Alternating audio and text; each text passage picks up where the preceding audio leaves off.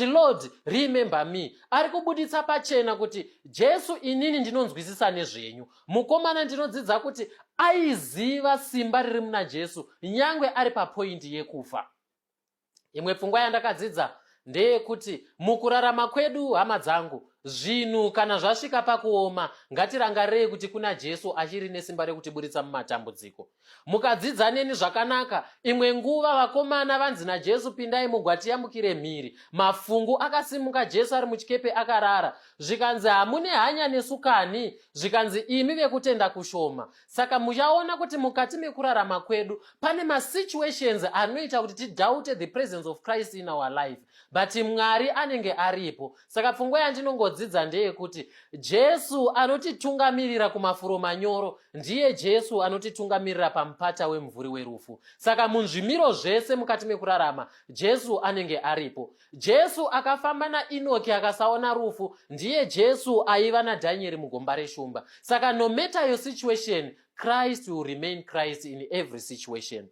Haashanduki. Saka mukomana achitaura naJesu anoti, Lord, remember me.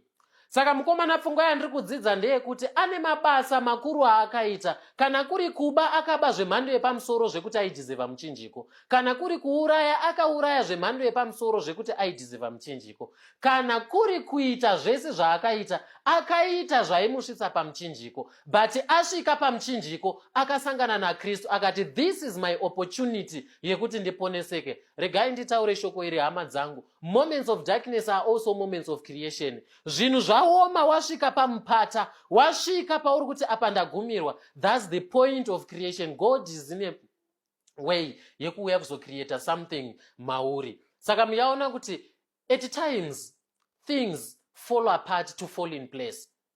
Mukomana akawanigwa nyasha dzekuenda naJesu pamuchinjiko.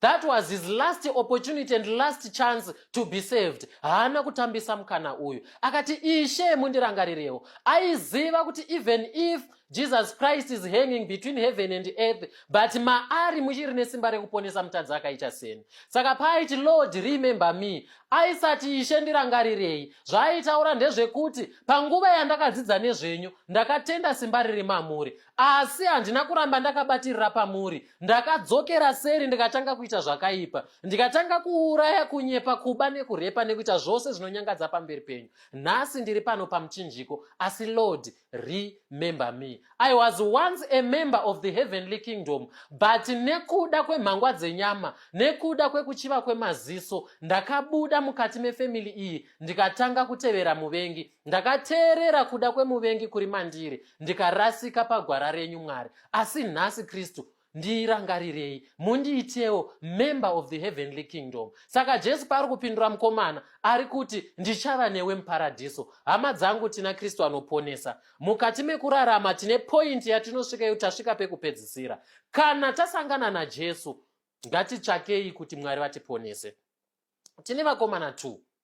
One ari kuutilize the chance yekuti this is my last opportunity. Chinhu changa chasara kwaari ndechekuti afe zvipere, but akaziva kuti this last moment ndofanira kuponeseka. Umwe wacho kunyangwe mukana wekuponeswa wanga uripo, akasarudza kusaponeswa, akasarudza kujoina mhomho yaimoka nekutuka Jesu. Hama yangu, wadii wasarudza Jesu nguva ichiripo? Wadii wasarudza Jesu? Tinozviziva mukati mekurarama kwedu, tinodzokera seri, tinodonha nenzira dzakasiyana, but our Christ is ever ready to receive us. That's why Jesu asina kumbomira kuti mukomana ngaende koita witnessing, ngaende kobhabhatidzwa, ngaende koshanyira nherera nechirikadzi, ngaende mabasa akanaka. Akati, nhasi ndichava newe muparadhiso. Waizviziva here kuti uri pacritical point? Ukasimudza musoro ukatarisa kuna Kristu ukati, Ishe ndirangarirei, ndiri mutadzi. Jesu ipapo vanokurangarira. Saka tina Mwari vasingatarisi record yekutadza kwako, tina Mwari vasingatarisi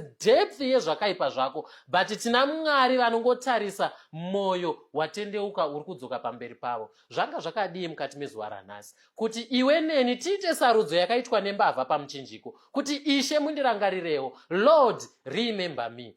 Hachisi chishuwo chako here kuti mukati mezuva ranhasi Mwari vanyorewo zita rako. Kana vanga vakaridzima varinyorewo zvikanzi rakanyorwa rikadzima mutsamba. Wadii wagadzirisa ukama hwako naMwari? Ndadii ndagadzirisa ukama hwangu naMwari? Mukana uchiripo, nguva ichiripo. Hatizivi hama dzangu, zvimwe pada tiri kurarama pataimi, papoindi yekuti muregei henyu nhaka. Zvimwe ndikamudiridzira ndikamusakurira angaburitse zvibereko. Tadii tagamuchira Kristu, tazviwanira upenyu.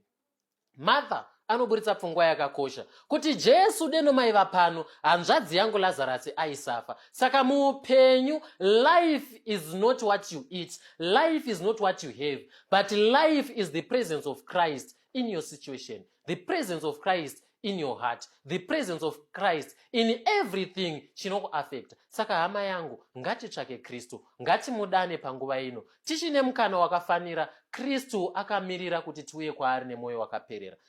Toda kukukoka kuti musituation yauri, daidza Jesu auye mukati memoyo wako. Kana chiri chishuwo chako, ngatinamate. Baba, toda kukutenda ine nyasha dzenyu. Lord, remember me. Ari kubuditsa pachena kuti Jesu inini ndinonzwisisa nezvenyu. Mukomana ndinodzidza kuti aiziva simba riri muna Jesu nyangwe ari papoindi yekufa. Imwe pfungwa yandakadzidza ndeyekuti mukurarama kwedu, hama dzangu, zvinhu kana zvasvika pakuoma, ngatirangarei kuti kuna Jesu achiri nesimba rekutiburitsa mumatambudziko. Mukadzidza neni zvakanaka, imwe nguva vakomana vanzi naJesu pindai mugwati yamukire mhiri. Mafungu akasimuka, Jesu ari muchikepe akarara. Zvikanzi hamune hanya nesu kani, zvikanzi imi vekutenda kushoma. Saka muchaona kuti mukati mekurarama kwedu